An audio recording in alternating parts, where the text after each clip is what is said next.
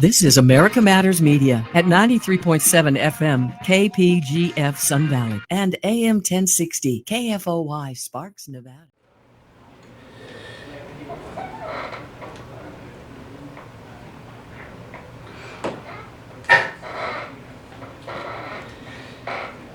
For USA Radio News, I'm Tim Berg.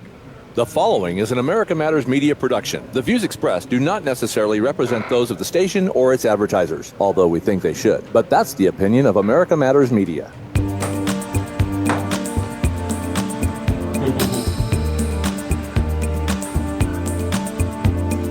This is not America.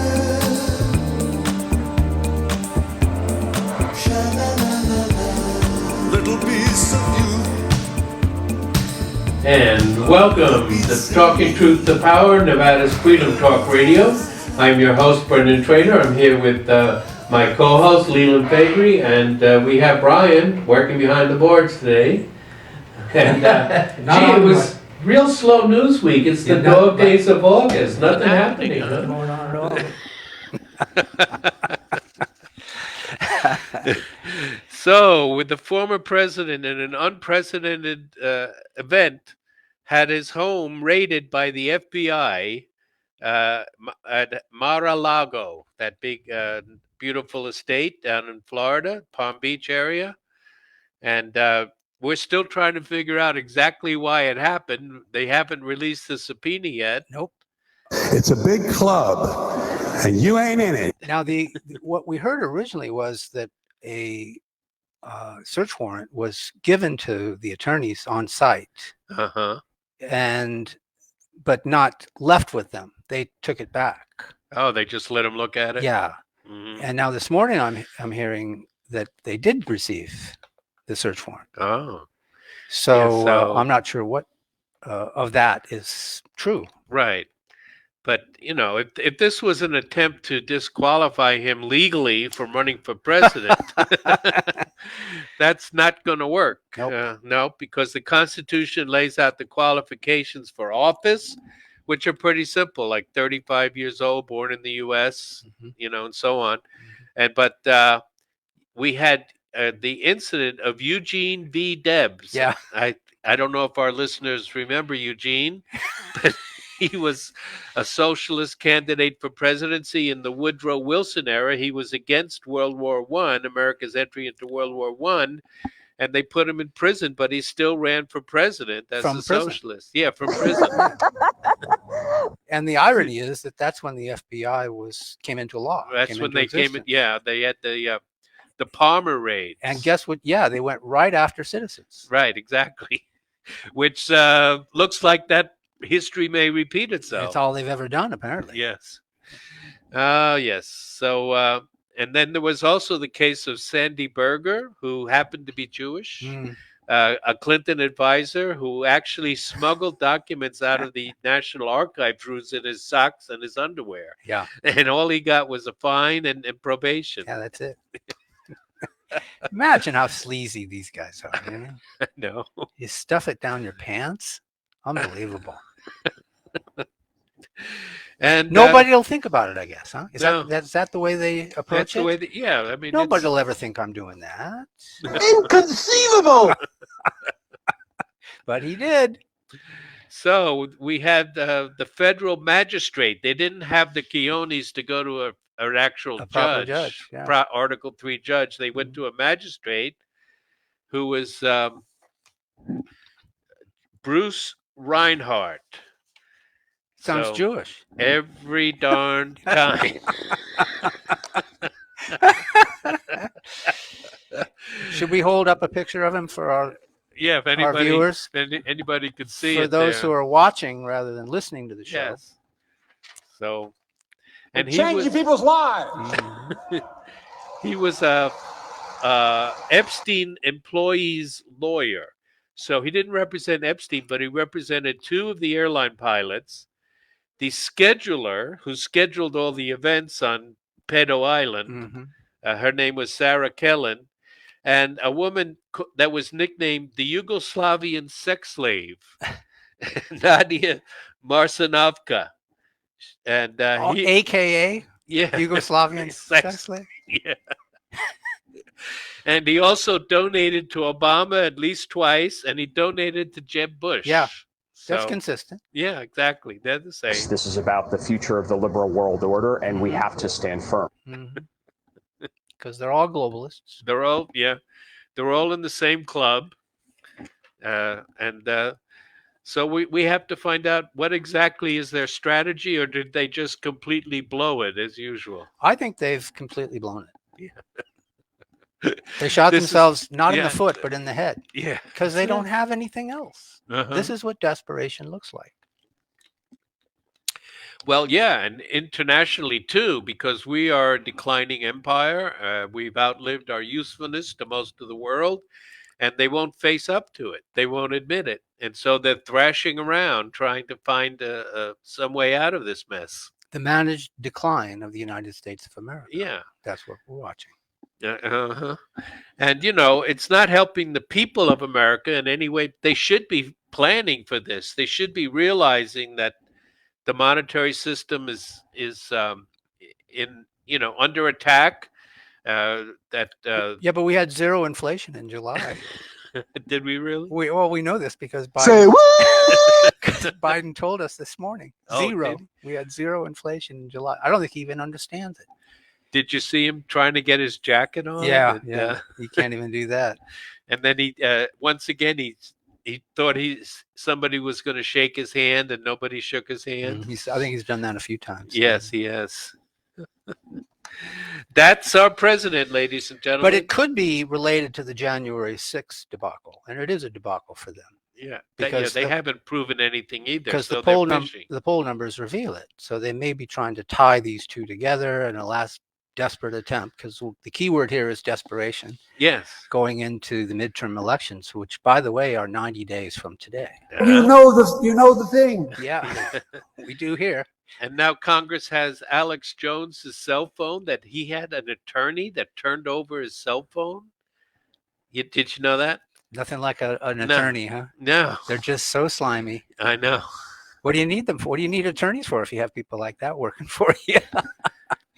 And, Robert Barnes offered to defend him. But, if you don't know who Robert Barnes is, he's an excellent attorney that defended the Sandman, I believe, the original case there.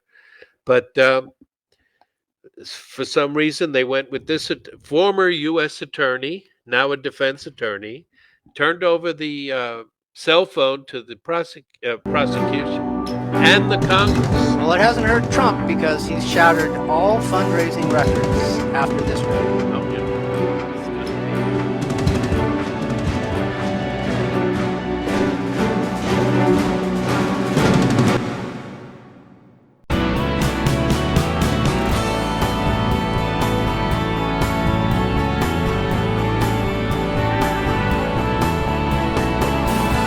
To join the conversation, call 844-790-TALK.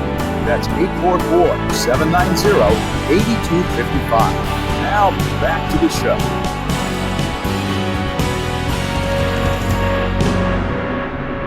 Welcome back to Talking Truth to Power. And this is your host, Brendan Trainor, along with Leland Faegre.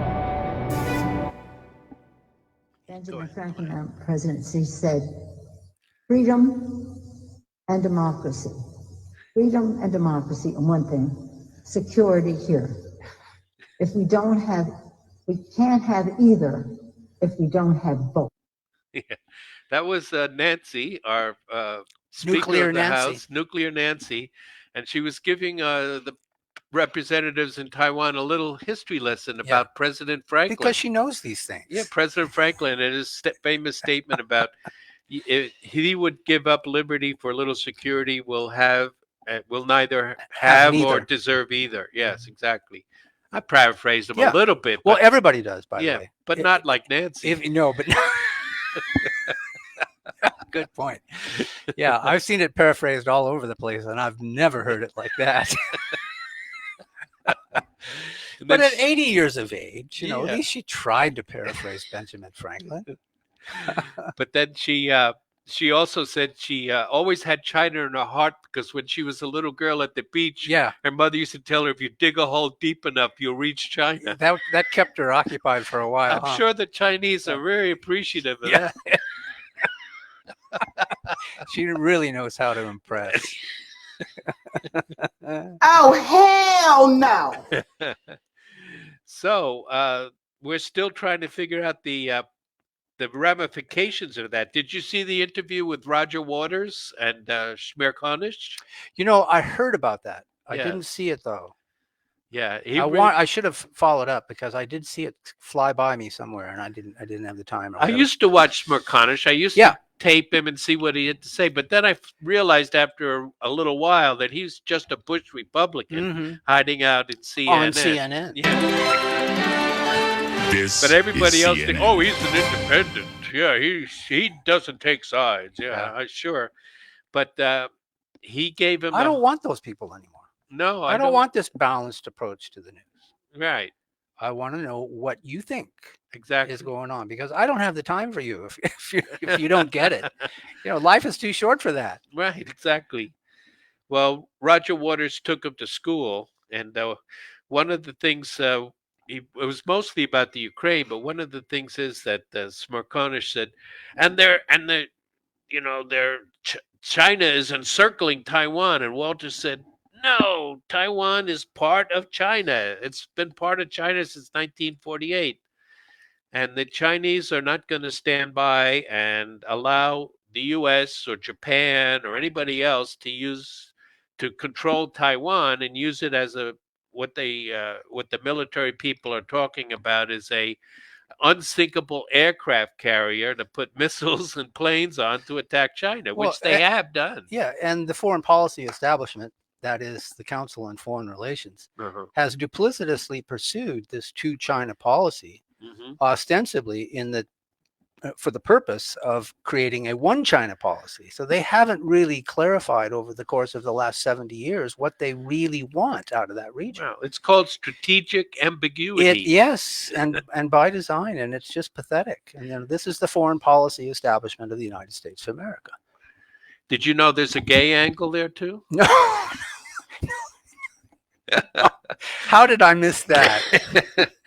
Well, the Kuomintang, Chiang Kai-shek's old party, right? They just lost by a few percentage points, and they actually now are favoring reunion with China. Interesting. Yeah, but they are against gay marriage, and the party in power that she went over there to talk to doesn't quite they're have that called the Progressive Democrat Party. So, Sean Hannity and all these conservatives that denounce the whole rainbow agenda here in America, they have no compunction of pushing it in Taiwan or pushing it in Ukraine. I find that kind of amazing. Duplicitous. Yeah, Changing people's lives. Unless people forget, remember it was Joe McCarthy who pointed out that General George S. Marshall, with the stroke of a pen, had denied Chiang Kai-shek military hardware, military capability. Okay. So that's how we ended up with Mao Zedong and Zhou Enlai. Right. Yeah. And so that was the heart of the entire foreign policy establishment going back 70 years. They had no appreciation for Chiang Kai-shek. Yeah. But they had no appreciation for China either. We were just exploiting them. Well, yeah.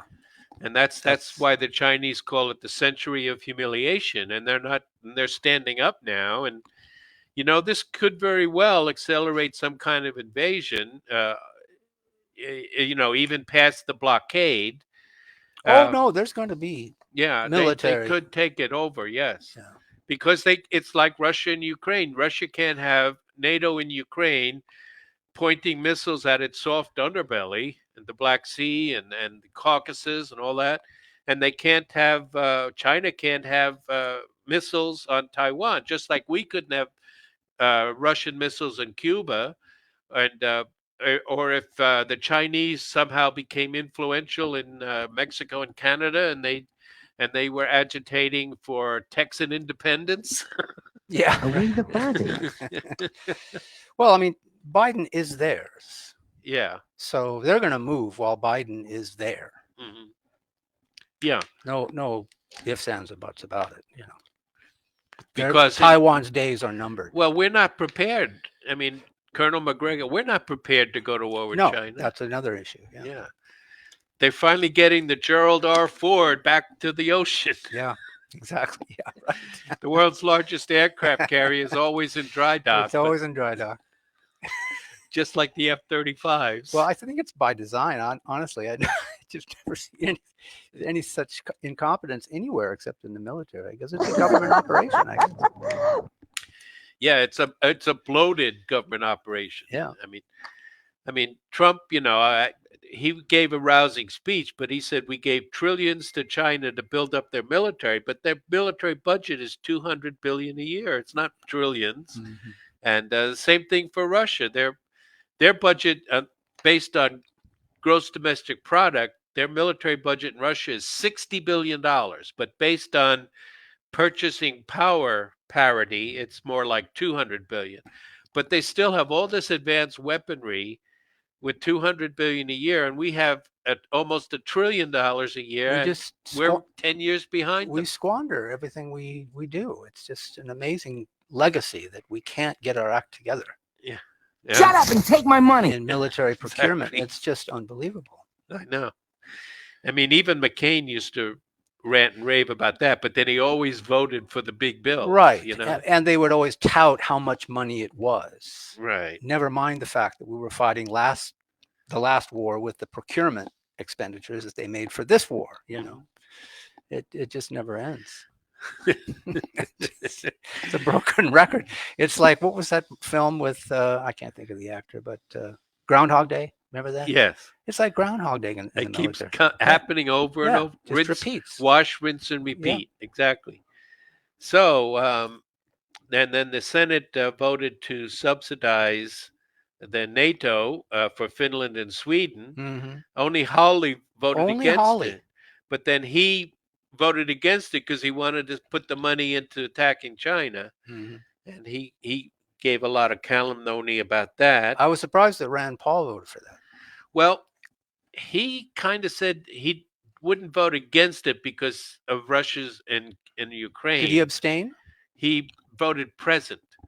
But he tried to get an amendment in that the U.S. would not honor Article 5 of NATO, which is the mutual defense part, unless Congress declared war. Mm-hmm. And that was shot down. Yeah, of course. Yeah. Now, what about the French lady? Does she have anything to say about what's going on? Does she have anything about that? I don't have anything. I don't have anything. I don't have anything. I don't have anything. I don't have anything. I guess she doesn't have anything. I'm sure glad we had that clip because I was thinking she might have something. She's got nothing about Hunter's laptop, nothing about rebuilding the Yuma wall except to blame the Republicans. I don't have anything. I don't have anything. I don't have anything. I don't have anything. I don't have anything. Huh. You know how we can tell she's French? How? She's such a great dancer. All the French are great dancers. Is that what Did you know that? Yeah. Yeah. Well, last week you said it was because of her name. Yeah, but I think I've seen her dance, and I know all French people are excellent dancers. Okay. They really get into the rhythm of it, see. So it's she also thinks that the decision in Roe v. Wade by the Supreme Court's decision itself is unconstitutional. Yeah. They didn't have the power to do that, I guess. She's a battle axe. Yeah. When the Supreme Court made this extreme decision to take away a constitutional right, it was an unconstitutional action by them.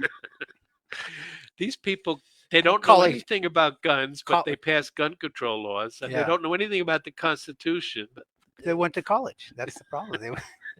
She's college educated. How could she possibly know anything? Oh, dear.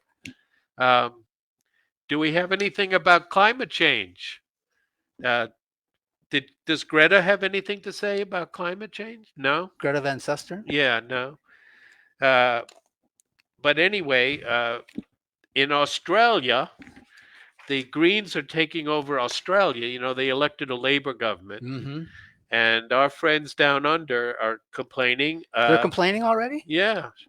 I like Sky News. I mean, some of them are neocon, but there's this one commentator on Sky News named Bertolini that he actually did an excellent piece on against Zelensky, pointing out how corrupt Zelensky is. Yes, I heard about that. Yeah, so they have a little bit of a Tucker Carlson over there. That's a good thing. Yep. Not a bad thing at all.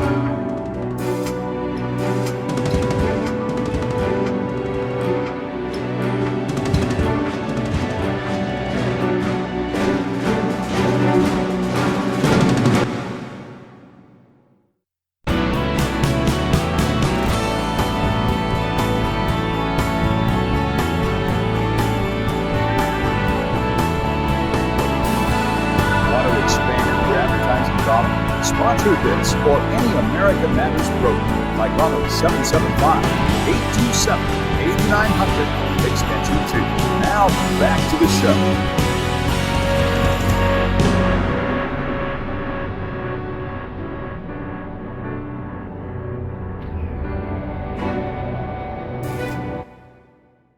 In the social justice system, words are considered violence. In New York City, the dedicated detectives who investigate these vicious attacks are members of an elite squad, known as the Microaggression Victims Unit.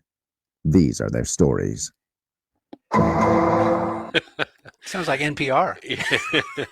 Well, we have to give credit to the Babylon Bee. I didn't mix that myself, but yeah. So the Law and Order Microaggression Unit, and in Britain, it's a unit. Yeah, exactly.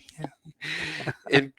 In Britain, they're fighting back. A lot of people are fighting back against the agenda, the Rainbow Agenda, and you know, the UK libraries, British libraries, are doing a touring drag queen story hour, but there have been so many people protesting. Try to keep me away. that they advise the libraries to relabel it the Pantomime Ladies Hour. Oh yeah, that'll fool them. Lipstick on a pig. Yeah. And then a middle-aged British man was arrested. This went viral because it was taped. He retweeted a meme, you know, an internet meme that had a swastika with the rainbow colors. Right, I saw that. Yeah, I saw that. So the British bobbies came and arrested him for creating anxiety. Well, you know, because in English culture, you know, you just can't have that anxiety. Stiff upper lip, yeah, and all that. Yeah. So I don't know if we mentioned it last week, but recently the Tavistock Gender Affirmation Clinic was also shut down in England because studies showed that its policy of gender affirmation, which means puberty blockers, even surgery for teens, children, is dangerous. And they couldn't show the medical benefits outweighed the risks. Now, of course, you know who got upset about that? Tell me. Admiral Levine. This is about the future of the liberal world order, and we have to stand firm. He did? Yeah, she issued a statement again supporting gender affirmation studies because it prevents bullying and prevents suicide. She looks good in uniform, though. Did anyone think that maybe cramming these kids full of all this hysteria about their gender might, in fact, contribute to their suicide? Might backfire on them? Yeah. No, apparently it doesn't dawn on these people. Yeah. We're dealing with stupid. And whatever, I'll do what I want. Then Viktor Orban spoke at CPAC. Mm-hmm. So they did let him speak. And he said things like, Texas needs fewer drag queen story hours and more Chuck Norris films. Yeah. It was a beautiful thing. Yeah. When you mentioned Viktor Orban was going to be speaking at CPAC, I thought you meant next February. Yeah, so did I. I didn't realize it was the Texas version. I didn't version. realize it was just this week. Yeah. Very interesting. Yes. So the American conservatives, like I said before, they don't understand that they are condemning George Soros in the U.S., but they're supporting him in other countries like the Ukraine and China. And monkeypox has been in the news. Has it? Yeah. Can we relabel it? Do you think Scientifically possible. We can do anything we want here. On All right. So why don't we start calling it the Pride Pox? Okay. And so how We come choose truth over facts. how come Christian pastors were forbidden from preaching and mothers were forbidden to take their children out to the park, or small businesses even allowed to operate during COVID-19, during the pandemic, while no one is saying anything about possibly closing bathhouses or canceling these fetish gatherings? You know the thing. I know they used to talk about, special rights for gays, and I always push back because no, they just want to get. I was naive. They just want to get married. That's all. Yeah, right. But then, as soon as they got married, then they started into that whole thing about, you not only have to, respect us or tolerate us, but you have to actually affirm who we are constantly. Elevate our stature. Exactly. Yeah, that's above what it's everybody about. else. So. So COVID-19, which really only was a threat to older, immune-compromised people and the obese and other at-risk factors, caused the entire society to shut down, and everybody changed their lives. But when it comes to Pride Pox, we can't even shut down venues like bathhouses and events like the Door Alley Kink and Fetish Festival on Folsom Street in San Francisco. Whatever, I'll do what I want. And Cut me a slice of that. Yeah. California State Senator Scott Wiener. He happens to be Jewish. Did you know that? Yeah, I did know that. Yeah, he's from San Francisco. And his famous quote is, if people want to have sex, they're going to have sex. Okay. But that's profound stuff right there. And in order to go to the festival, you didn't have to have a Pride Pox vaccination. You had to have a COVID-19 vaccination to get in. Nope. And sure, you could say, well, as long as they just do it to themselves, it doesn't matter. But do they really want to have this monkeypox become endemic in the gay lifestyle? Oh, hell no. It makes you wonder. Yeah. I mean, some gays are saying that they're confining themselves to one or two partners. But that's a start. Yep. But the idea of going out and having, 10 or 15 partners 2 or 3 times a week, because, you meet nice people that way. Sure you do. Absolutely you do. And if they spread this disease, this Pride Pox, until it becomes endemic in the LGBT community, after that, it could spread to others. Now, there have been at least a couple of isolated cases of children picking it up through skin contact, not necessarily, just casual Seems skin like contact. It's always about promiscuity with these people, isn't it? Yeah, no. That gay marriage was supposed to fix that. Yeah, that's what I... Has the planet gone mad? So, this could spread to everybody else, and it's not fatal, at least not now, but you don't know what it'll morph into. Right. So, this is something that they just cannot tell these people to stop or slow down and stop their behavior, because you might hurt other people. Whatever, I'll do what I want. And, Alex Jones was in the news this week. Yes, he was. Yes, he was. So he's America's favorite male vitality supplement salesman. That's how it turned out, yeah.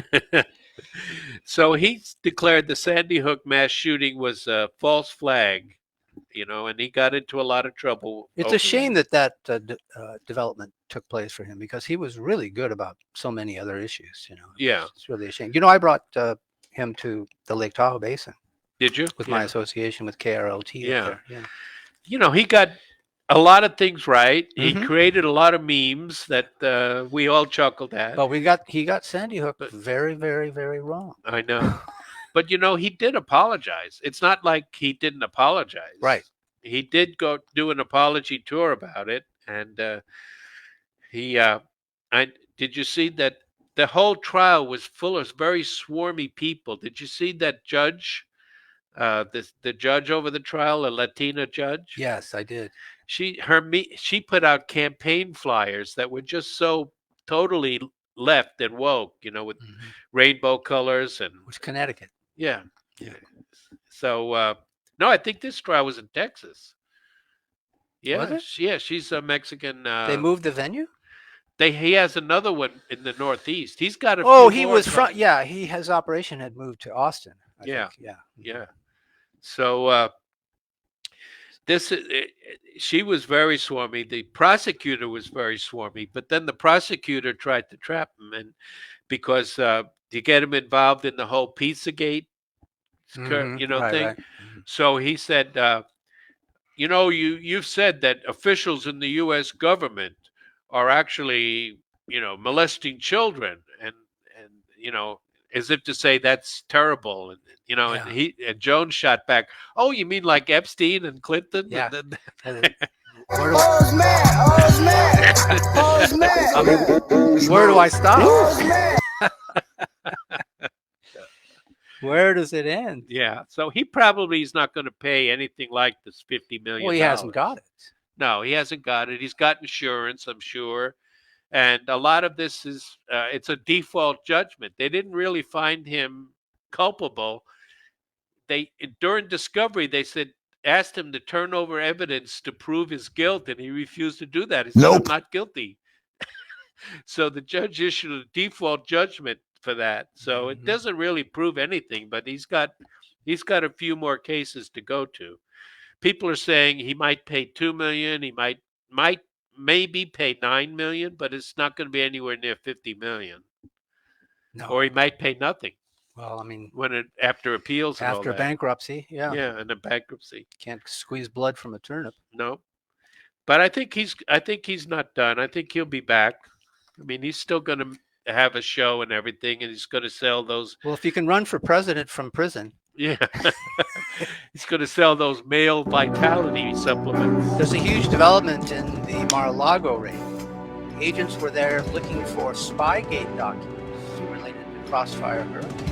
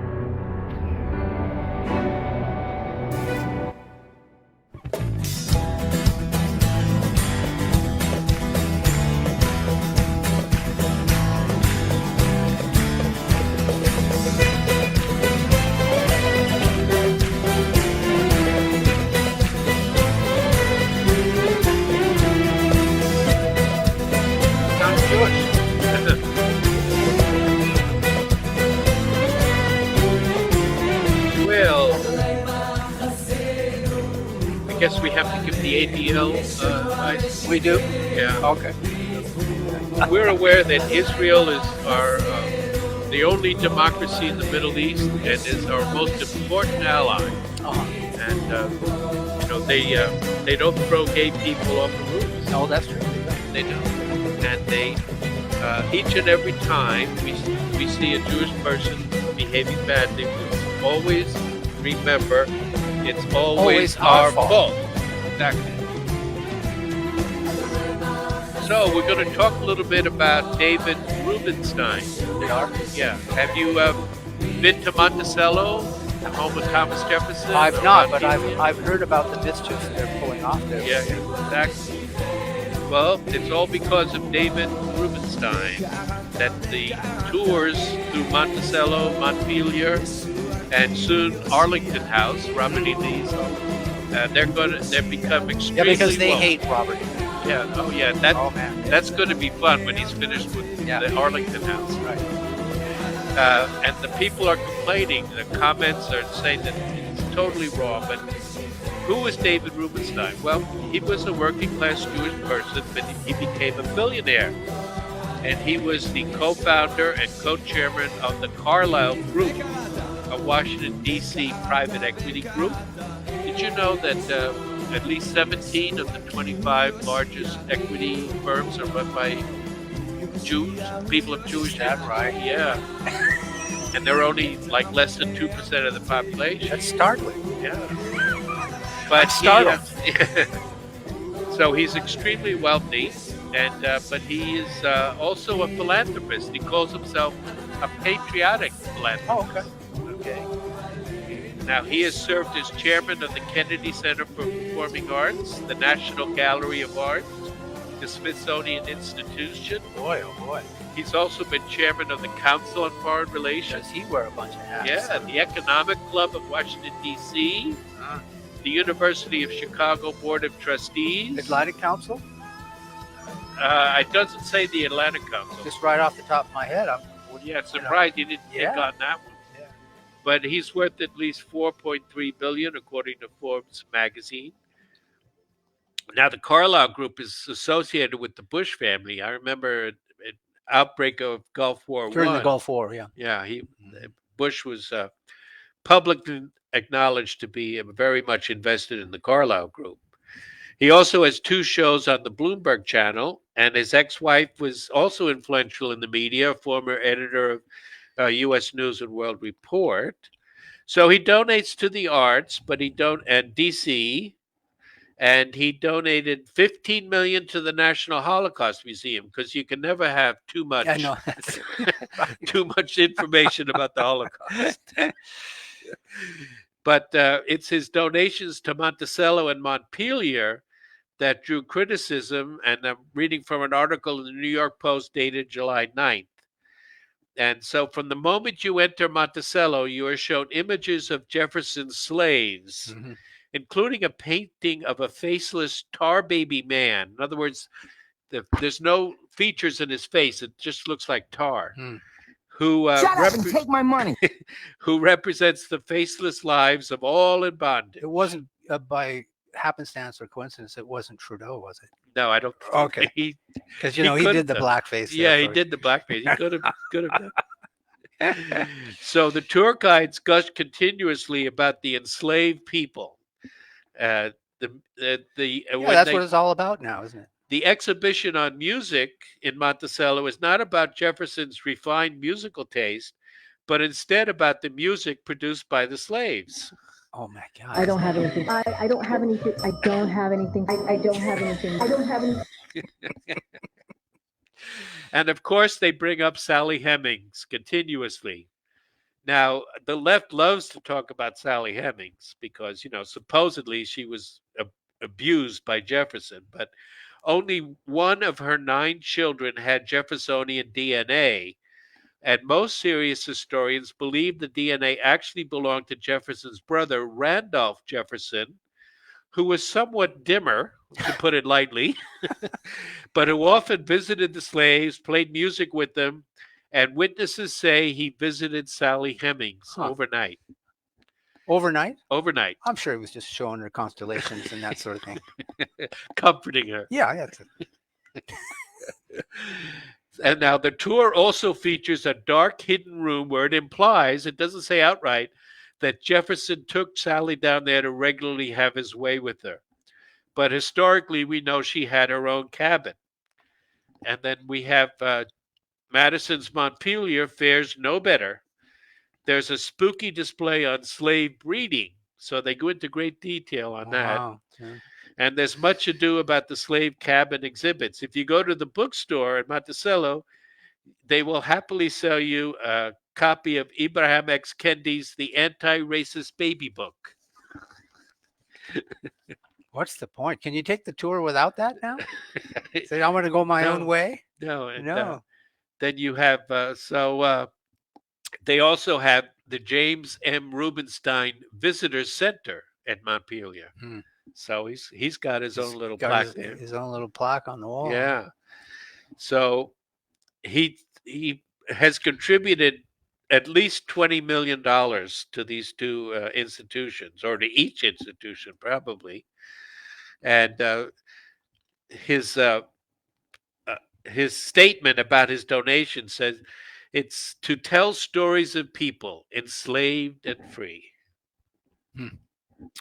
So, and Mr. Rubenstein is so influential that our President Biden, spent last Thanksgiving at Rubenstein's Nantucket Island home, which is in itself is worth $20 million. Yeah, I'm sure. Yeah. So you have to ask, what kind of a country takes money from a billionaire to drag its greatest men through the mud, belittle them, make false claims about them? What country has ever taught its people to despise its own beginnings and call it patriotic philanthropy? The Jewish evolutionary strategy. Now, here we're going to talk again about Professor McDonald, very controversial figure.